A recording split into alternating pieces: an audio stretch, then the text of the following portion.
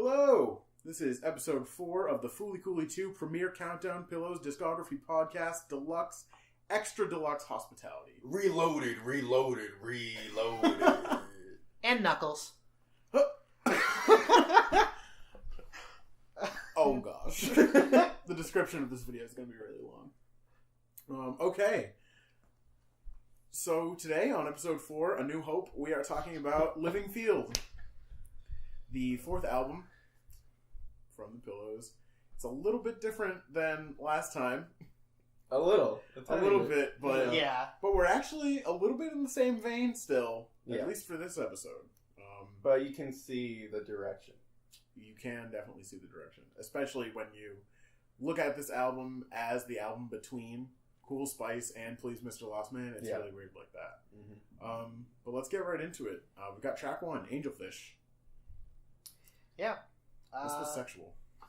Yeah, I said vocals fit smoothly with the composition of the song. Right. The drums are tight and balanced. With the addition of a percussion track, you can kind of hear like bongos and a bit more flair with instead of just a drum kit. Mm-hmm. The guitar melodies were nice, wrapped around the song like a fine silk. So yeah, I got very sensual with my notes. You were all about it. Yeah. I was kind of confused. I felt like because there was the addition of an organ in the back, but it was very like in the back, and I think at times it kind of got like muddled out by like the rest of the song. Yeah, there's actually a fair amount in this early Pillow stuff, I think, where there's like good musical ideas that they have, but they aren't confident in straying too far from like the standard arrangement, and so it's like, oh, there's an organ, but we're just gonna like muddy it into the back, right? Or like this one had flute. That was pretty nice. I thought. I have to listen to that. Yeah, I thought there was a little. I thought there was a little section with flute. Yeah. So this one was pretty good, smooth. Mm-hmm. Yeah. Yeah. That's kind of how I felt about Sunday as well, but at the same time, I thought Angelfish was just a little better because it felt like there was a little more going on. I really thought Angelfish had like a cool sort of thing, like, who are you? How do I go about explaining that? Because that's interesting. It feels like they're really, the speaker is really all about this relationship that's happening while still knowing like it's fake. So that's what I liked about it a little more than Sunday, whereas Sunday was sort of, I understood what it was going for, but I didn't quite know the significance of this person. Like, it didn't bring me there, you know? Lyrically, I got where Sunday was going with the like just the build up where you just can't do anything else, right? He was waiting for someone the whole week. That's why it's like waiting for Sunday, and it's all these different things, and it's until you can finally get to meeting this person, and all of that meets together with like they haven't quite yet discovered fuzz guitar, but they're like learning it in Sunday. Yeah, like they've started dipping their toes in. Yeah, started to mess with a couple of settings. I also really liked the solo, and I liked the bass in it. Yeah, upright bass. Yeah, that's what really sold me on Sunday. It was just like, you know, they were really stretching out their musical talents. It's just like we're gonna experiment. Yeah, that's true. I mean, musically, it was definitely interesting. Yeah. And also with Sunday, and matching with it, is that it's very subtle, like, but there is it never picks up tempo, but it picks up energy and like fullness of instrumentation very slightly as it gets to the end of the week. That's true. So that was what I thought of Sunday. But both of these were very like similar, like smoothish songs that you just kind of, if you feel the vibe, you melt into them, and if you weren't feeling the vibe, you probably were bored. Yeah, I listened to this album a lot just from back when I first discovered the Pillows, and there are a lot of tracks that I do like on here, but this album always takes a while for me. It really, really does. Right. It feels like I'm pushing through it. That's why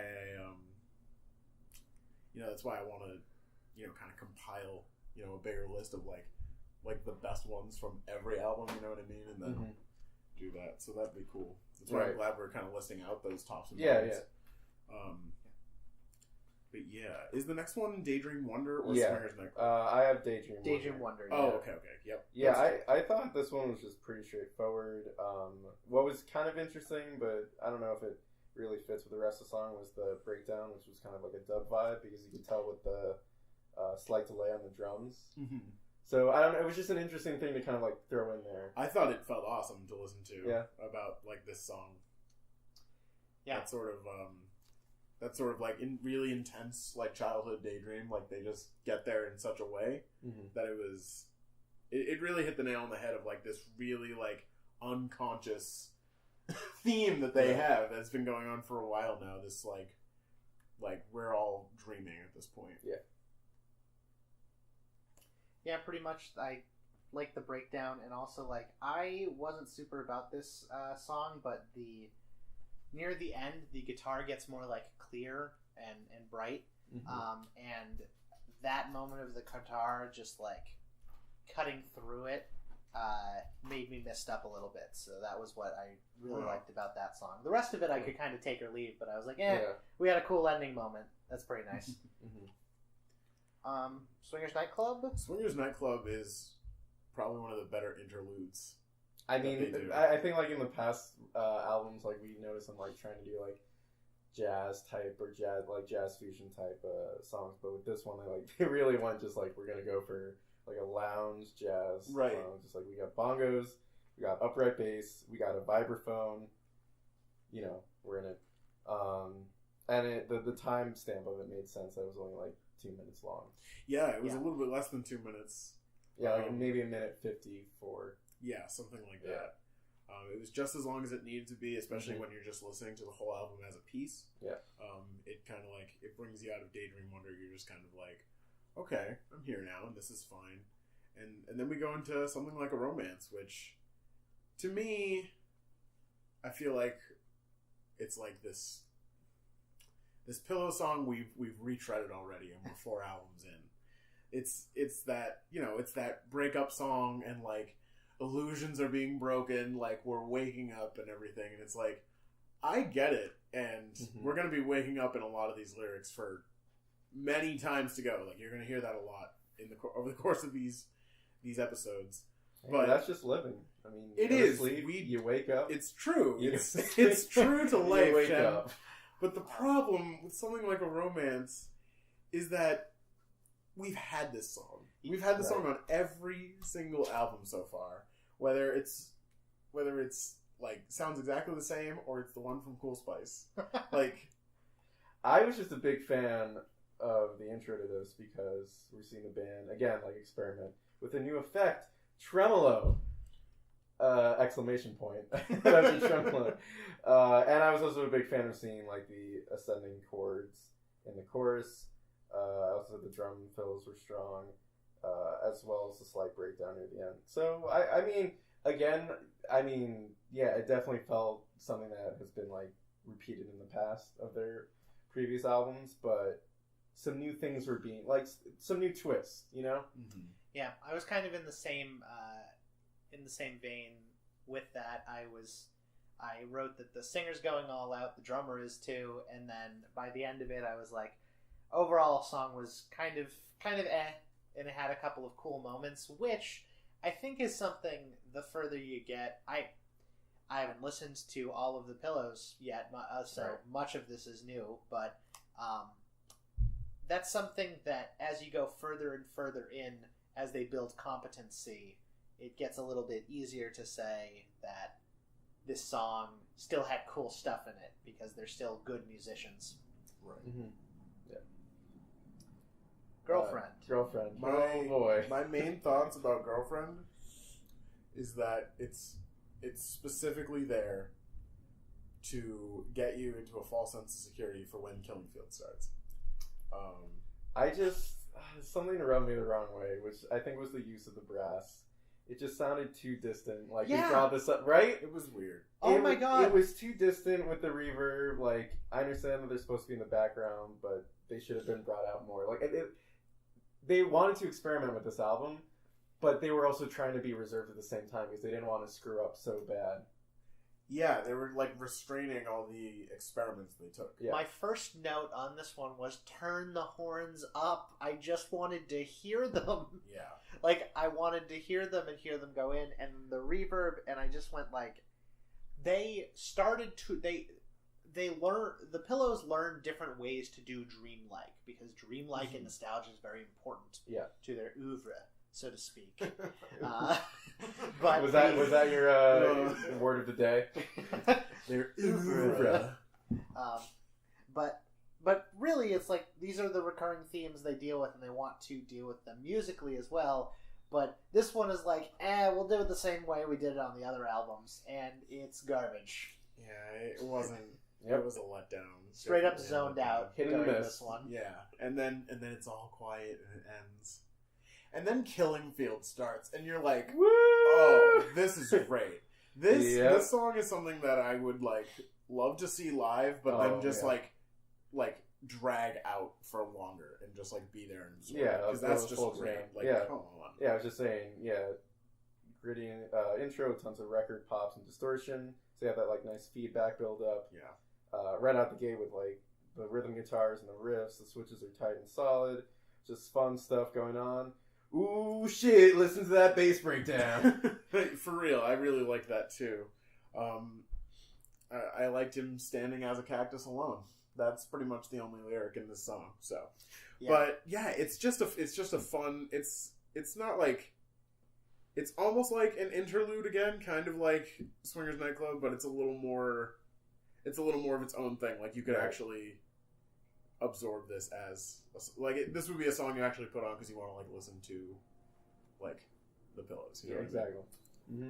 My first and most important note about the Killing Field, especially in the overall experience of the album, was just the words "Let's fucking go," because that's what it put in. This is a crazy jam song that I could get behind. This is great. Yep. This is like some action movie background music of somewhere. No, this is where like a chase starts up. You know? Yeah, exactly. This reminded me of like the first fight sequence in Cowboy Bebop. It just starts and goes, and you're in. There's nothing you can't. Yeah, it's genuine red eye. It's genuine. Oh my gosh. Happy Slave though. Happy Slave. I need that context. Happy Slave is all kinds of weirdness, but I actually love it. So the translation we have was, admittedly by the translator, a bit more rough than all the other ones that we have. But that's because it talks about a lot of concepts at once, and you're not sure what it's all referring to. Right. What does it all mean? It's talking. I think what it's trying to say is like if you're willing to just keep going with if you're willing to just let life happen to you, then you're gonna be happy because you're ignorant. Like you're just a happy slave. Like haha. You've given in. Okay. You've given into the rat race. I mean, I guess that was what I thought too. Yeah, that's what I imagined. That's what they were going for. But it was just, I don't know. The title will throw a lot of people off. Like, well, it's very. I have a story about that actually. Yeah. So when I was younger and I was listening to this album, I knew someone who was into BDSM and everything like that. And so because I had never heard anything like that before, I just sort of assumed this song was about that in some way, but I never truly knew. I'm kind of glad to find out it's not about that, but only because it has this kind of take on it. I'm like, okay, I can get behind that.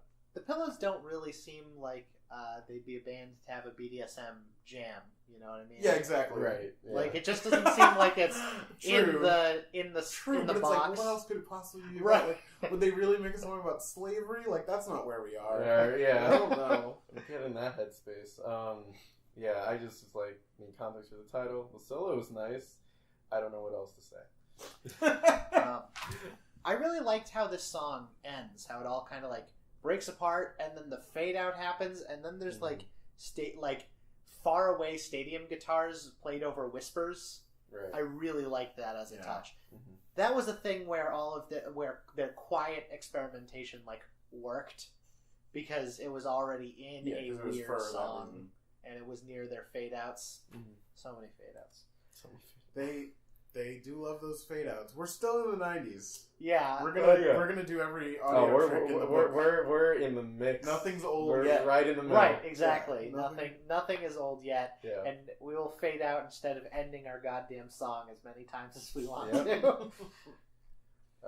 Native World. Native World, also known as the last track from Cool Spice, I believe. Just another reggae dive. Just sounds phoned in. Not too crazy about. Yeah, like reggae influence. I felt like it was better than the other reggae track, right. But not good. Yeah, I didn't think it was that great, but I thought it was interesting a little bit because the whole thing about Native World is like he's sort of feeling, or I say he as the singer, but really it's just the speaker in general, but it's sort of feeling unfaithful to like where you came from. That's how I kind of took the song in general. Mm-hmm. So kind of having this sort of really flowing, almost reggae influence thing, like very clearly like not a culture the Pillows are directly inspired by, and also not Japanese culture, and they're putting these weird effects on it, so it kind of felt like to me like not exoticism of like reggae culture at all, but sort of exoticism of like characterizing the feeling of alienation with exoticism. Just like, I am this jungle person compared to you because I feel alienated by being the other. So to me it feels justified. The use of these sounds is a little more justified than the other track, definitely. But still wasn't that good. But it was I didn't quite fully get what the song was going for, but then I heard Climbing on the Roof, and when you listen to them together, you're like, that's where it all kind of came together to me, where this album is kind of about depression. Like, this is like some sad shit, I think. Climbing on the Roof is like all kinds of like death metaphors and other things like that, and it felt like just every death metaphor they could think of that was original, like kind of strung together. So it was really weird, but like that coming right after Native World kind of settled it in for me, and then I was really realizing like how melancholy this album actually is. Mm-hmm. Yeah, and I was like, wow. I wrote the synth was an interesting choice. Addition to that, it kind of reminded me of like the ending credit song for a JRPG. But then I was like, wait, the breakdown changes things. Big inspiration from Rush, because the ending breakdown of that just really goes off. We're on track 10, right? I couldn't get the English one for. Yes, Climbing on the Roof. Climbing on the Roof. Yes. Yeah, track 10.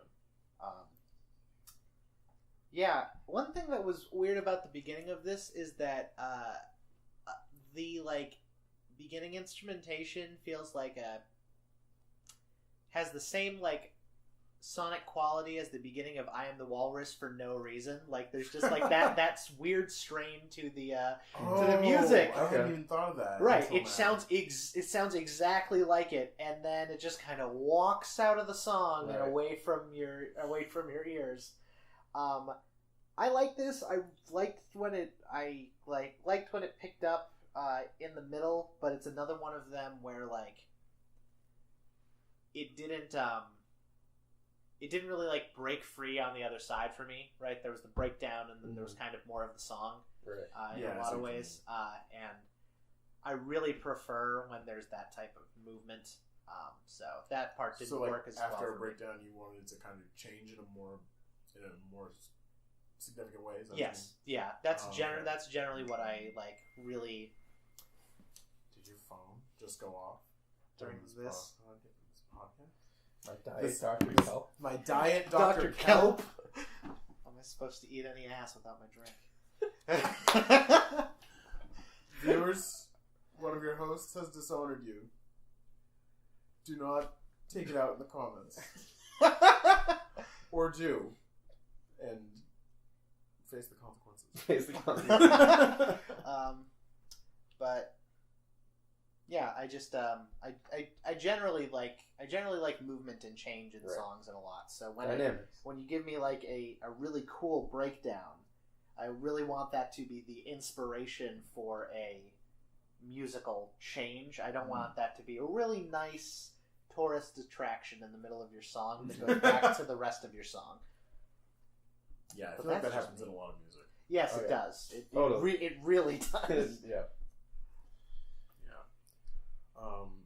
What about Bye Bye Sweet Pain? This is a song I really like. Yeah, I mean, I thought the piano shuffle was a good addition to the song overall. The breaks are used well.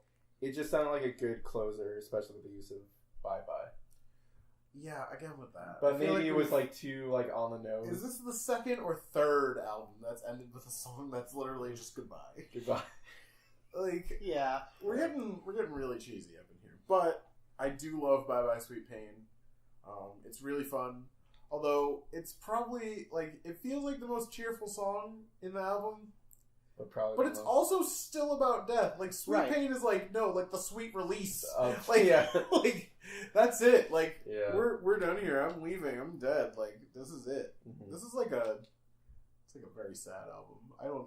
I didn't know where to go with this because they really played up like even throughout the whole album, but also this song. They just played up like every like slightly more happy side of the song, even though it's all this mess. Well, that's interesting that you say that. When I looked at the lyrics, I saw a lot of it about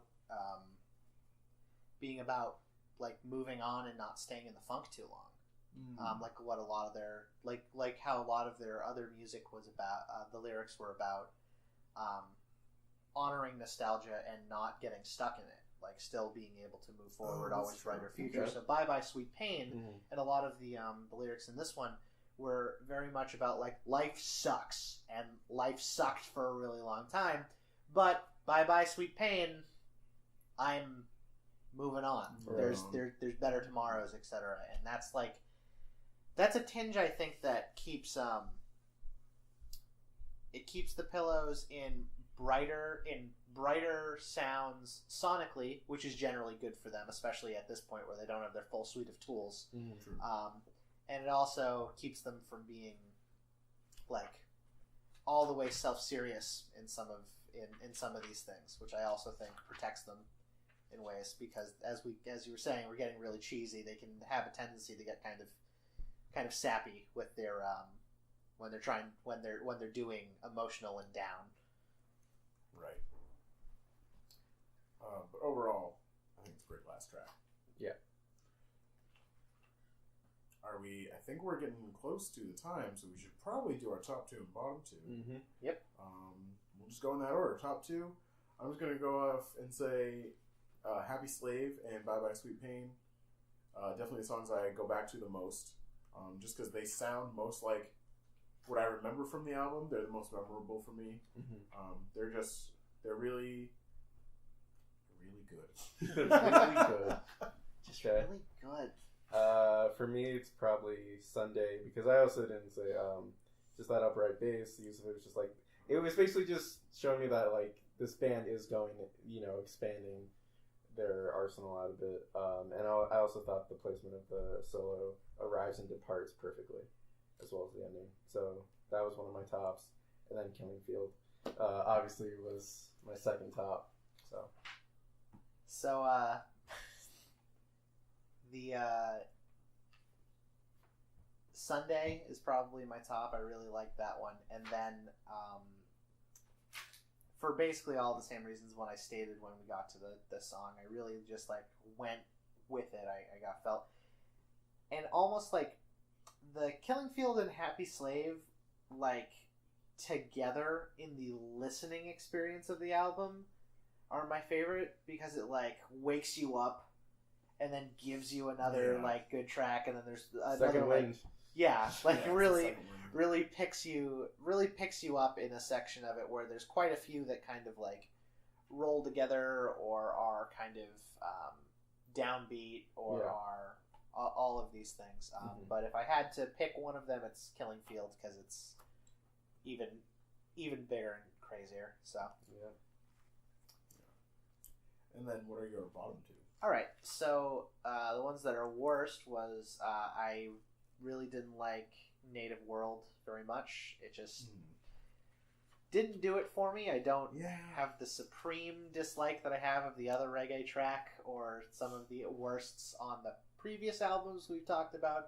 Like we're definitely starting to climb out of a hole here where the valleys are a little higher. And then Girlfriend, I was just nonplussed and uninterested, and it was muddy, and whoever mastered this wouldn't put the horns up in the mix for whatever reason. They really should put those up just because, I don't know. In my opinion, I don't know why horns would be quiet. Yeah. I don't know a single horn that deserves to be quiet. Yeah. I mean, even though they say, like, a muted trumpet, but, like, it's still going to be loud. Right. Especially when you are picking them to add spice to your instrumentation. It's not like you're a band that constantly uses horns, and therefore sometimes the horns are quiet. It's like you don't use horns, you put them on the track, they're the most musically interesting thing that you have there, because it's kind of, other than that, just a meh song. And quietus. My bottom two were probably Native World as well, and Happy Slave, just because I didn't really know the full context of it, and just I don't know, that just, like, when I saw the title, I was like, I don't know how I should be responding to this, and there wasn't really that much, like, gripping me to the song, so so my first on the bottom two was Something Like a Romance. Just because that one also didn't leave that much of an impression on me either. Like, I have a lot of the same feelings as George does with Girlfriend. It doesn't leave, like, that big of an impression. Like, I feel like those two songs are the antithesis of my top two. Of just, they don't leave an impression. They weren't there. They were just, they fit into the aesthetic of the album, but they are not the songs you are thinking of when you're thinking of this album, you know, and it just doesn't pull it together, and it doesn't last. My other bottom, though, was Someday. I just didn't think there was a lot going on. I do like it musically, but it was too, it didn't feel like there was enough, like, I wasn't being hit by enough, not necessarily lyrically, but just emotionally. Like, it didn't sink its talons in deep enough just kind of before passed it over continued. you like a it wave. just sort of, exactly, it was a wave. It was not a bird, but a wave. All right, just throwing analogies out there. Yes. But I think, George, do you have something to say? Oh, my thing was just that there's a little bit of a trend that and it happens on a lot of albums, but the Pillows definitely sometimes have middle filler tracks, like Girlfriend and the one right before it. I forget the name. I forgot to write it down. Something Like a Romance, right? Yes. Are 5 and 6. Yeah. And so there is a little bit of a tendency where, at least with the Pillows, and I'm sure with some other artists, where there's some songs that are on the album that are probably a little less strong, and you don't put them at the beginning because you don't want that to be the first impression. You don't put them at the end because you don't want it to be the last impression. So they end up right in the middle, because if people have made it halfway through your album, they're probably going to listen to the whole thing. They're probably going to listen to the whole album. Yeah. That's how they get you.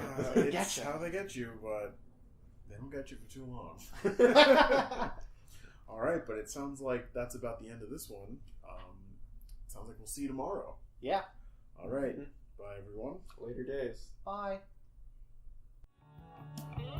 You gotta take a train, a ship, a bus, unless I can wait for you.